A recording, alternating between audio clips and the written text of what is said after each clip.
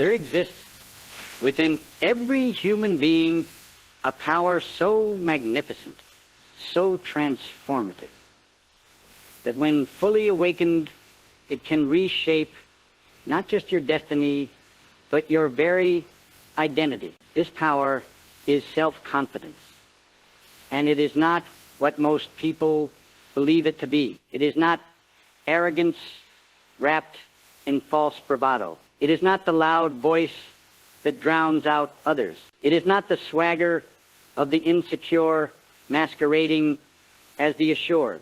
True self-confidence is something far more profound, far more enduring, and infinitely more powerful. It is the unshakable belief in your own capacity to learn, to grow, to adapt, and to overcome whatever challenges life places before you. And here is what few understand about this force that dwells within you. Self-confidence is not something you are born with or without. It is not a genetic lottery that favors some and abandons others. It is not distributed randomly by fate or fortune. Self-confidence is built brick by brick, choice by choice, moment by moment, through the deliberate application of specific principles that have governed human achievement since the dawn of civilization. And today, you will discover not just what these principles are, but how to harness them so completely that confidence becomes not something you occasionally feel, but something you permanently are. The first great secret of unshakable self-confidence lies in understanding the conversation that never stops, the dialogue that shapes every moment of your existence, the voice that whispers or shouts in your mind from the moment you wake until the moment you sleep. This is your inner dialogue, and it is either your greatest ally or your most destructive enemy. Most people live their entire lives as prisoners of their own thoughts, victims of a mental chatter they never learned to control. They wake each morning to a flood of doubt, fear, criticism, and limitation, and they mistake this mental noise for truth. But listen carefully to what I tell you now. The voice in your head is not you. It is simply a program running automatically, shaped by every experience, every comment, every belief you absorbed before you were wise enough to choose what to accept and what to reject. And here is the liberating truth that will change everything for you. You can rewrite that program. You can become the author of your own inner dialogue. You can transform the voice of doubt into the voice of possibility, the whisper of fear into the shout of courage, the criticism of limitation into the celebration of potential. How do you do this? By catching yourself in the act of negative self-talk and deliberately, consciously, persistently replacing it with words of encouragement, possibility, and strength. When your mind says you cannot, you respond with evidence of when you could. When it whispers you are not worthy, you remind it of your inherent value as a human being. When it suggests you will fail, you declare your commitment to learn, grow, and persist until you succeed. This is not positive thinking for the sake of feeling good. This is mental discipline for the sake of mental freedom. Then, transforming your inner dialogue is only the beginning, for there is another force that shapes confidence more powerfully than any other. And it is a force that most people spend their entire lives running from. This force is failure. And until you understand its true nature, you will remain forever trapped in the prison of perfectionism, forever limited by the fear of making mistakes, forever small because you dare not risk being wrong. Society has taught you to fear failure as though it were a disease, to avoid it as though it were dangerous, to be ashamed of it as though it were a moral failing. But this is perhaps the greatest lie ever told about success. For every person who has ever achieved anything of significance has failed more times than those who achieved nothing ever tried. Failure is not the opposite of success. Failure is the raw material from which success is forged. It is the teacher that shows you what does not work so you can discover what does. It is the sculptor that chips away everything that is not you so that your true potential can emerge. It is the fire that burns away your illusions and reveals your strength. When you begin to see failure not as something to be avoided, but as something to be embraced, not as evidence of your inadequacy, but as proof of your courage to try, not as a reason to quit, but as information to improve, you unlock a confidence that cannot be shaken by temporary setbacks because it is built on the unshakable foundation of persistent action. And this brings us to perhaps the most counterintuitive truth about confidence. You do not act because you feel confident. You feel confident. You feel confident because you act. Most people wait for confidence to arrive before they take action, not understanding that this is like waiting for the wind to fill your sails while your boat remains tied to the dock. Confidence is not a feeling that precedes action. Confidence is the result that follows action. It is earned in the arena of doing, not in the comfort zone of thinking. Every time you act despite your fear, you deposit courage in your confidence account. Every time you speak up when your voice trembles, you prove to yourself that you can find strength in uncertainty. Every time you try something new, risk something important, put yourself in a position where you might fail, you build the most valuable currency in the universe, the currency of self-trust. This is why confident people seem to attract opportunities. It is not because opportunities magically appear for them. It is because they are constantly in action, constantly putting themselves in positions where opportunities can find them. They understand that motion creates momentum, that action attracts results, that doing builds confidence far more effectively than thinking ever could. But action without confidence is merely activity, and activity without purpose is merely motion. True confidence requires that you become genuinely skilled at something that matters to you. This is the difference between false confidence and true confidence. False confidence is built on pretense, on the hope that no one will discover your incompetence. True confidence is built on competence, on the genuine ability to deliver results.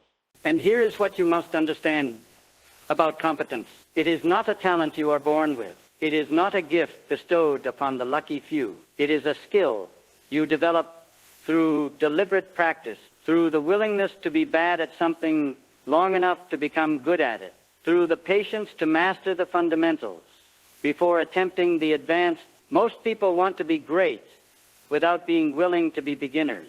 They want the rewards of expertise without paying the price of learning. They want the confidence that comes with mastery without investing the time that mastery requires. But you are different. You understand that every expert was once a beginner, that every master was once a disaster, that every confident person was once terrified. You are willing to be incompetent temporarily so you can be competent permanently. You embrace the beginner's mind not as a limitation, but as a liberation, not as evidence of what you lack, but as promise of what you can become. And as you develop competence, you begin to If you surround yourself with doubts, you will become doubtful. If you surround yourself with limitation, you will become limited. If you surround yourself with limitation, you will become limited. If you surround yourself with fear, you will become fearful. But if you surround yourself with possibility,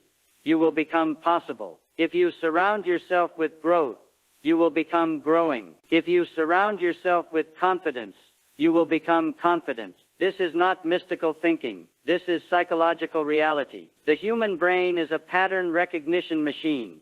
constantly absorbing and mimicking the behaviors, beliefs, and attitudes of those around you. You literally become the average of the 5 people you spend the most time with, not just in terms of income or success, but in terms of confidence, possibility, and self-belief. This means that choosing your associations is not a social decision.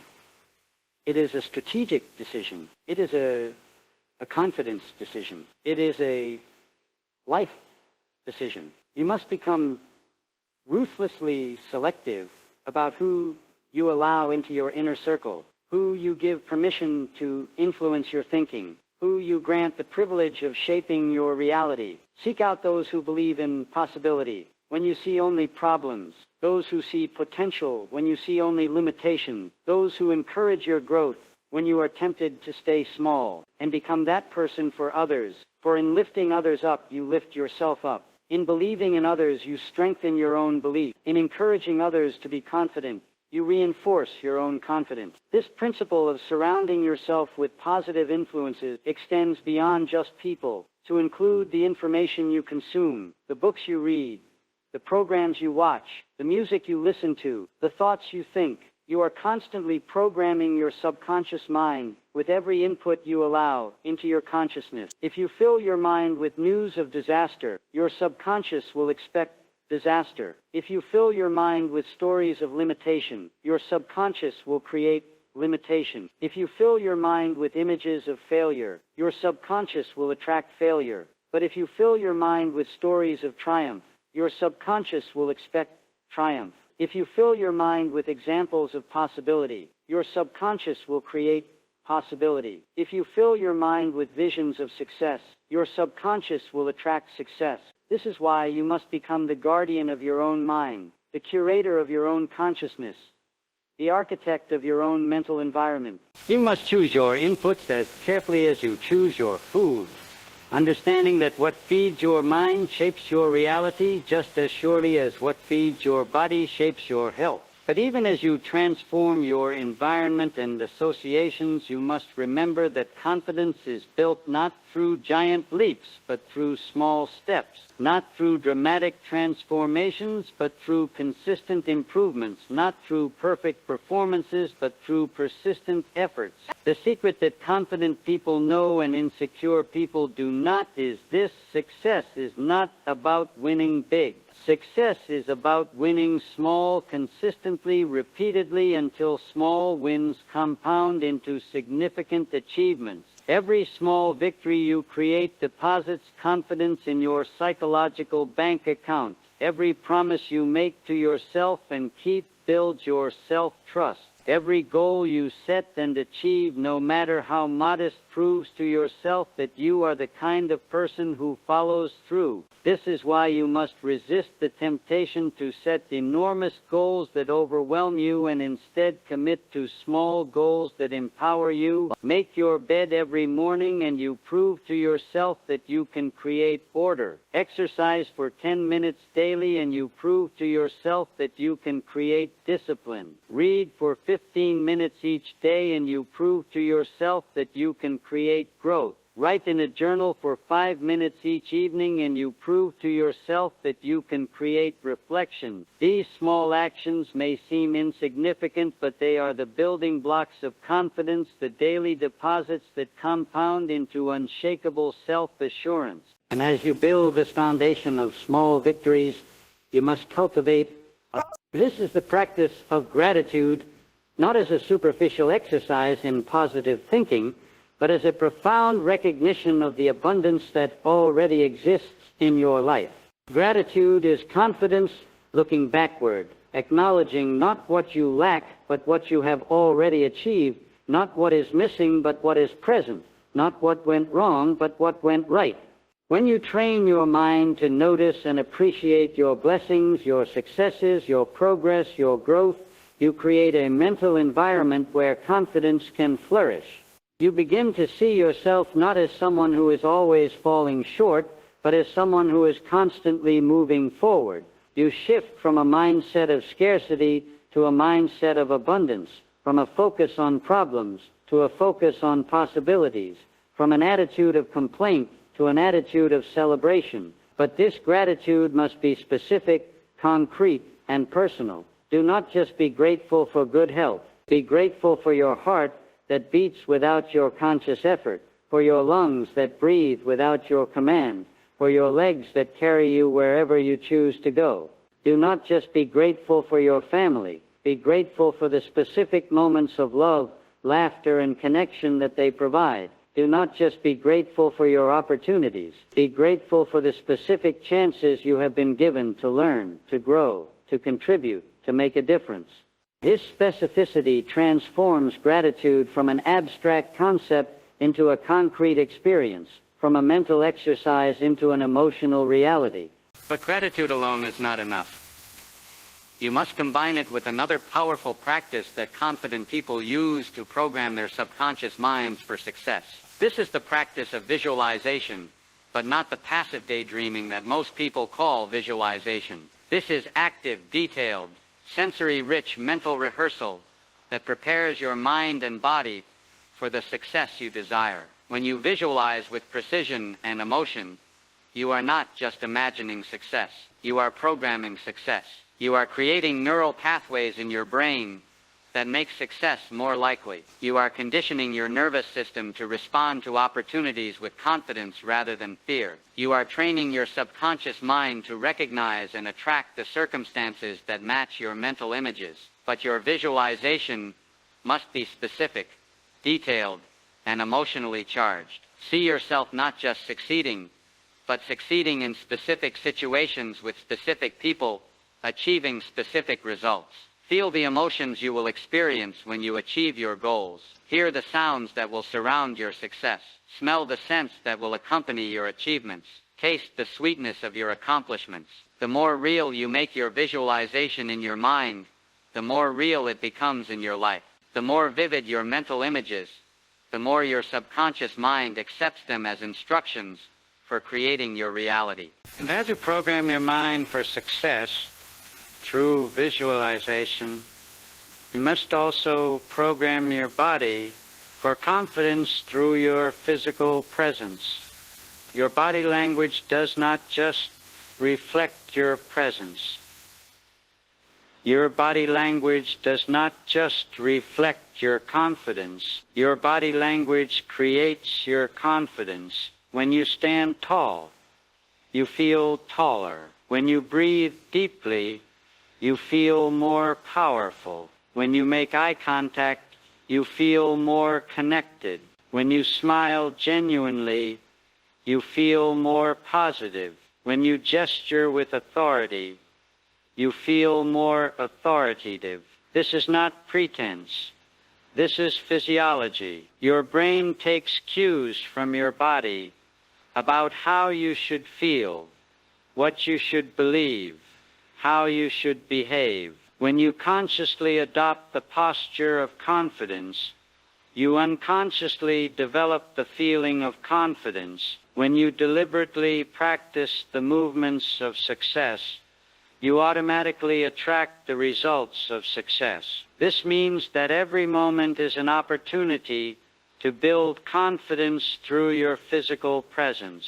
Walk as though you have somewhere important to go. Stand as though you have something valuable to say. Sit as though you deserve to be there. Gesture as though your ideas matter. Move through the world as though you belong in it, because you do. Your physical presence is your first communication to the world about who you are and what you believe about yourself. Make sure it is communicating confidence, competence, and self-assurance. But confidence is not just about how you present yourself to others. It is about how you continue to grow and evolve. As a person, confident people are not those who know everything. Confident people are those who are committed to learning everything they can. They understand that in a rapidly changing world, the ability to learn is more valuable than any specific knowledge. The capacity to adapt is more important than any particular skill. The willingness to grow is more crucial than any current capability. This means that you must become a student for life.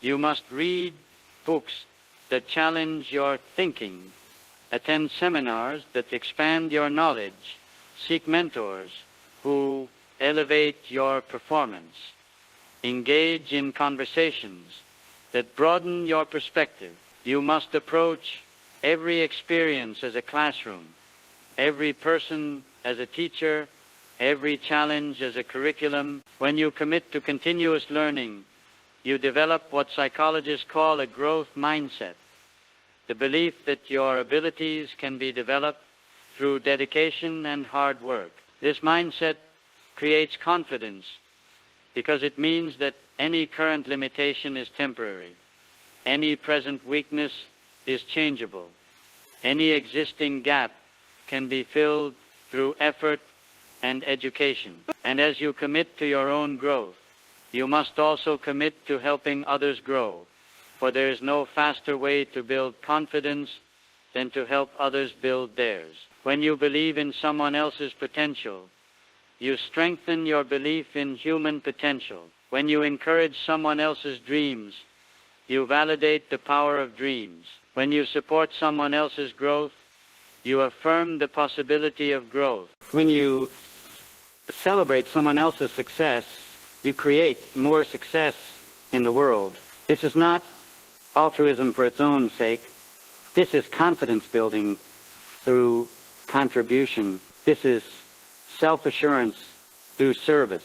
This is personal empowerment through empowering others. Make it your mission to lift up everyone you encounter, to see the best in every person you meet, to encourage the potential in every individual you influence. Become known as someone who believes in people before they believe in themselves, who sees possibilities that others cannot see, who offers hope when others offer doubt. In doing so, you will create a network of people who believe in you because you believed in them first. You will attract opportunities because you create opportunities for others. You will build confidence in yourself by building confidence in others. But perhaps the greatest confidence builder of all is the willingness to face your fears directly, to walk toward what scares you rather than away from it, to use fear as a compass pointing toward your growth rather than a wall blocking your progress.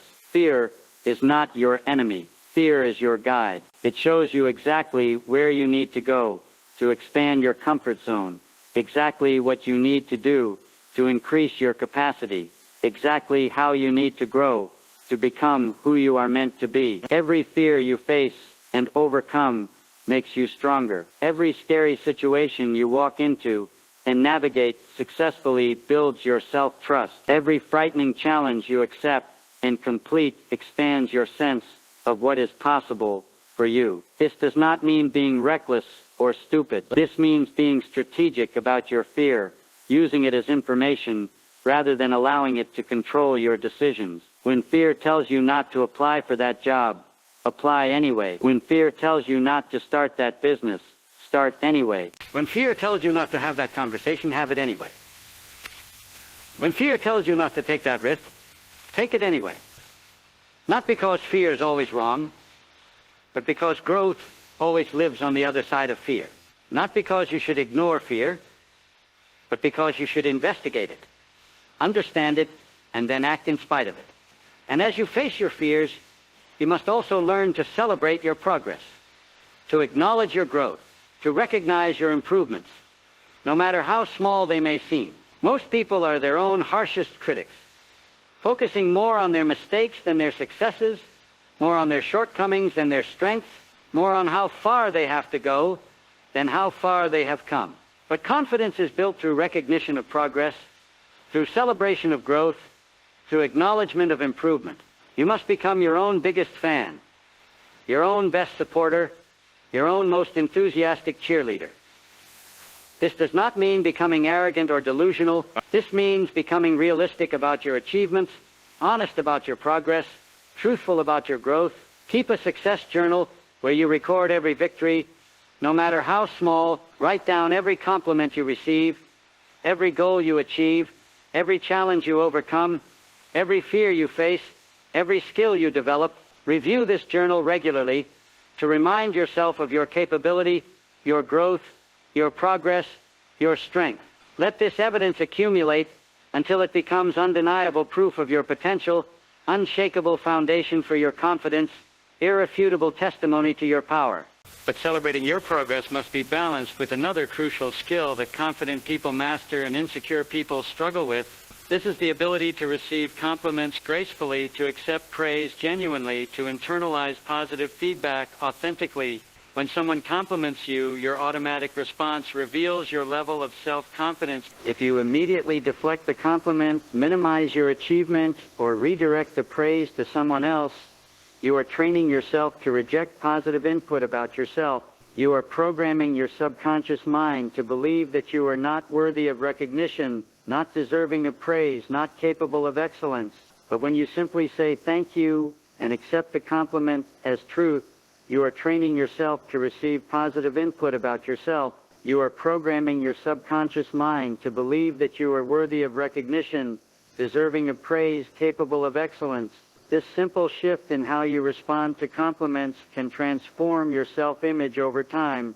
Start paying attention to how you handle praise and consciously choose to accept it rather than reject it. Let compliments land on you rather than bounce off you. Allow positive feedback to sink in rather than washing over you. This is not about becoming conceited or prideful. This is about becoming realistic about your value and receptive to truth about your worth. And while you learn to accept compliments from others, you must also learn to stop the destructive habit that kills more confidence than any other single behavior. This is the habit of comparing yourself to others, of measuring your worth by someone else's achievements, of judging your value by someone else's possessions, of evaluating your success by someone else's standards. Marathon is not just the thief of joy. Marathon is the assassin of confidence.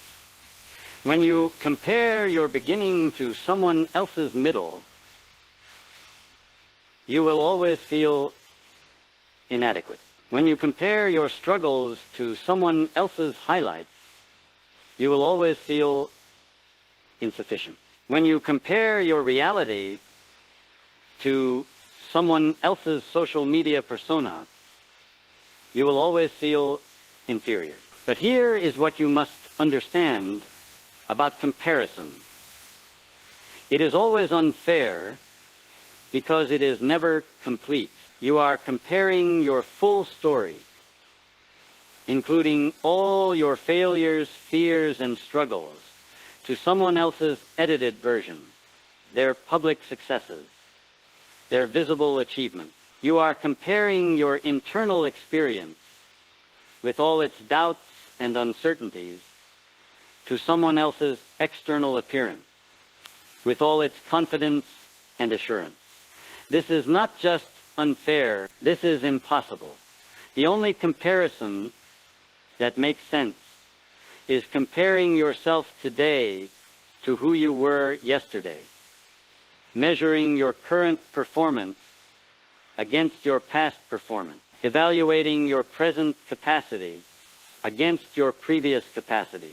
When you compete with yourself rather than others, you always have a fair contest. When you measure your progress rather than your position, you always have meaningful data. When you focus on your growth rather than others' success, you always have reason for confidence. But stopping comparison requires that you develop another crucial skill that confident people possess in abundance. This is the ability to trust your own judgment, to rely on your own wisdom, to follow your own intuition, even when others disagree, even when the crowd goes in a different direction, even when conventional wisdom suggests otherwise. Your intuition is not mystical nonsense. Your intuition is the accumulated wisdom of your experience, the integration of your knowledge, the synthesis of your learning, the combination of your conscious and unconscious processing. When you have a gut feeling about something, that feeling is based on information even if you cannot articulate exactly what that information is. When you have an instinct about a decision, that instinct is rooted in understanding, even if you cannot explain exactly where that understanding comes from. Confident people learn to trust this inner guidance system, to honor this internal compass, to follow this personal GPS. They understand that they have access to wisdom that is uniquely theirs, insight that is specifically relevant to their situation, guidance that is perfectly suited to their needs. This does not mean ignoring advice from others or rejecting input from experts.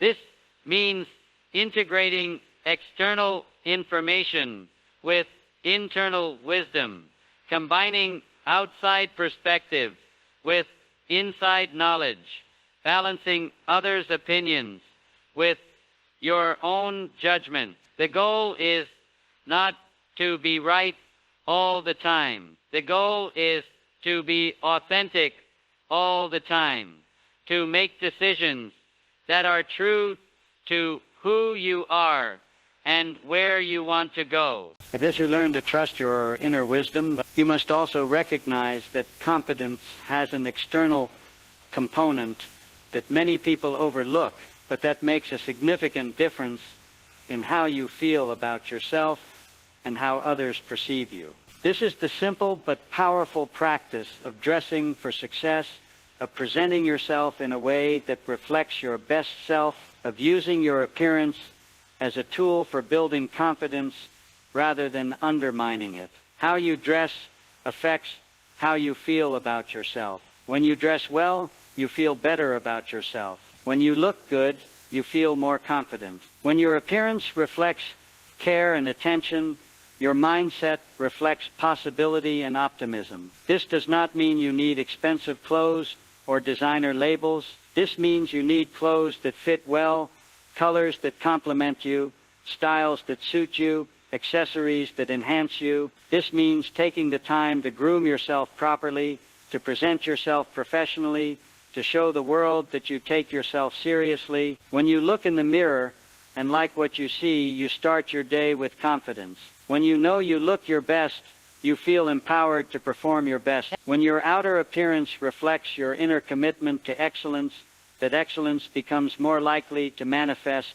in your actions and results. But outer appearance means nothing without inner health, and confident people understand that physical fitness is not just about looking good, but about feeling powerful, not just about appearance, but about energy, not just about aesthetics, but about vitality. When you are physically fit, you have more energy for pursuing your goals. When you are healthy, you have more capacity for handling challenges. When you are strong, you feel more capable of overcoming obstacles. When you take care of your body, you feel more worthy of taking care of your dreams.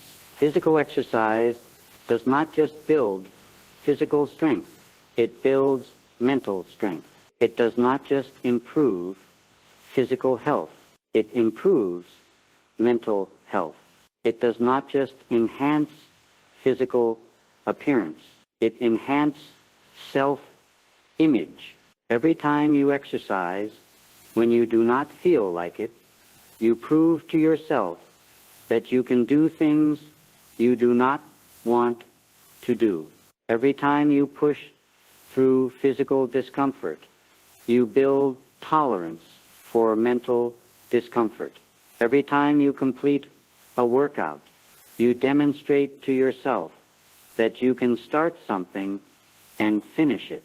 This is why confident people make physical fitness a priority, not because they are vain about their appearance, but because they understand the connection between physical power and mental power, between bodily strength and emotional strength, between fitness and confidence. And just as you must exercise your body to keep it strong, you must exercise your voice to keep it confident. Confident people are not necessarily the loudest people, but they are people who speak up when they have something valuable to contribute, who express their opinions when those opinions can make a difference, who share their ideas when those ideas can help others. Too many people remain silent when they should speak, quiet when they should contribute,